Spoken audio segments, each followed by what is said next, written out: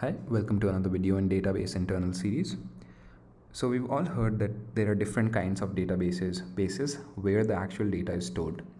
So today we'll be discussing memory versus disk-based databases and how durability is ensured in these in-memory database systems.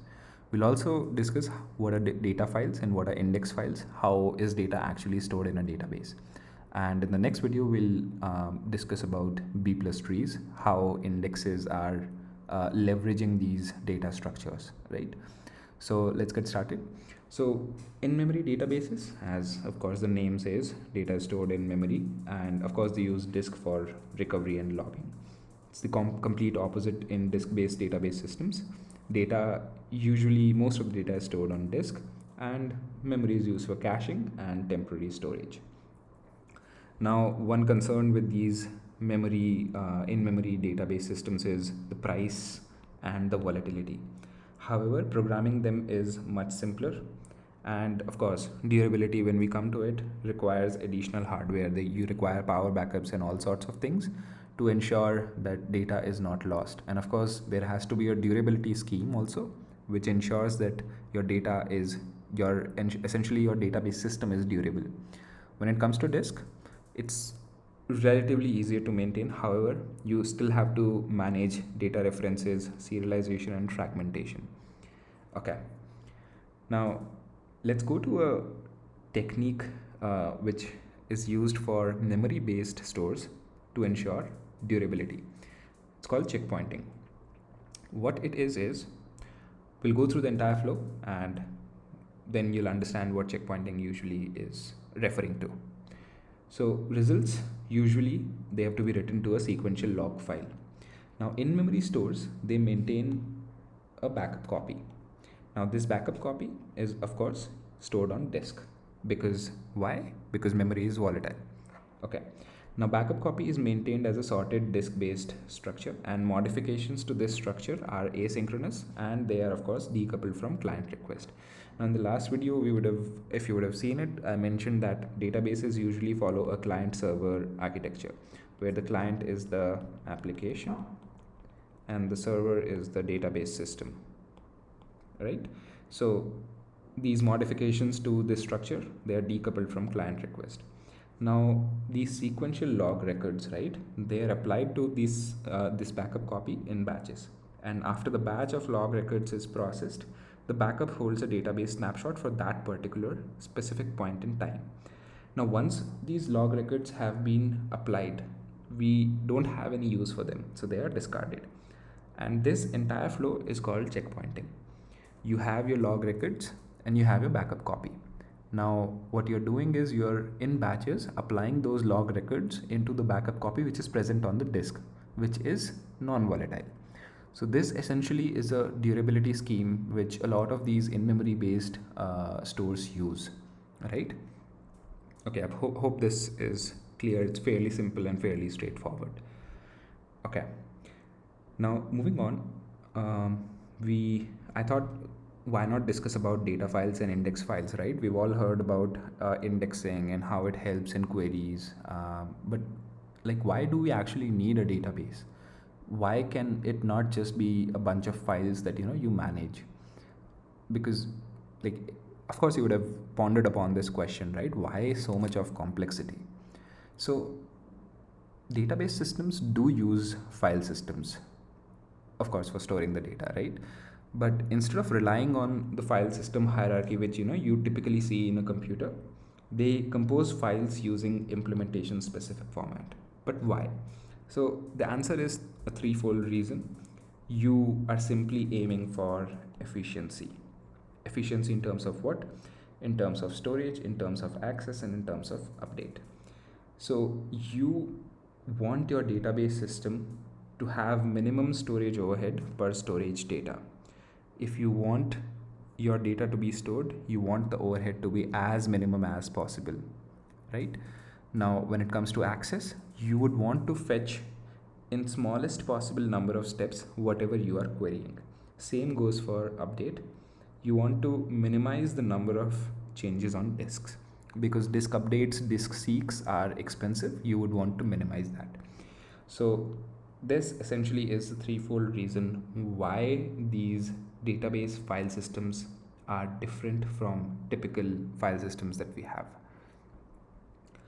So database systems store data records in tables, and table is usually represented as a separate file. Now records can be looked up using a search key, and to locate a record, database use indexes. And this is like the pretty common term that you would have heard in any system design discussion, that if you want to optimize your query, search query, you apply indexes to your database and voila, it becomes fast. But what are indexes actually? It's nothing but just a simple data structure that allows to efficiently locate data without going through the entire table. Now think how bad would it be if you would want to search for one particular row and your query is scanning an entire database table. That is not efficient at all. Now a database usually separates out data files and index files. Cool. I hope until now this is like pretty straightforward and should be clear, right? So data files store data records, index files stores record metadata. So this is data record metadata, which helps in efficiently scanning the database, not the entire database, but it's essentially enabling the query to efficiently locate the data record. Okay. Now, in the last video, I mentioned that there's a concept of database pages. So here I wanted to mention about it a little bit. So files are partitioned into pages, and pages are nothing but the size of a single or multiple disk blocks. So usually a disk block is 4 KB, and this is how data is stored in a database. Data is stored in a disk block, which essentially what we refer to in common lingo is pages. Cool. So how are these data files stored? So we'll discuss on 3 approaches. Then these are indexed organized tables, heap organized tables, and hash organized tables, and we'll see which one of these are more optimized for which use case. So let's start with heap files. So data records are stored in write order, and if they are stored in write order, that means there is no additional work for new pages that are being appended. You essentially don't have a use case for reorganizing. You don't want to do additional work. Whatever order you're receiving your writes, you write or you store those data records in that same order. Now what that does is your write queries are way efficient compared to your read queries. Why? Because you would now want to require an additional index structure pointing to locations, where exactly is that data record which you're querying for is stored. Essentially enabling to make it searchable. That's all. It's essentially extra work for your search query, but writes are there's no reorganization, no additional works, they are efficient. Now moving on to hash files. So records are stored in buckets. How do you determine which bucket is a record being stored in? You just take the hash of the key. That's all. And records in the buckets can be stored in append order or sorted basis your use case to increase the lookup speed, right? Pretty simple stuff. Now this is where things get a little interesting. Indexed organized tables, they store data records in the index itself. Now we go back a little bit, and if we see, I mentioned that a database usually separates out data file and index file, which of course is the case with heap and hashed files, but that is not the case with indexed organized tables. Here data is residing in the index itself. What this allows is, it allows us to reduce the number of disk seeks.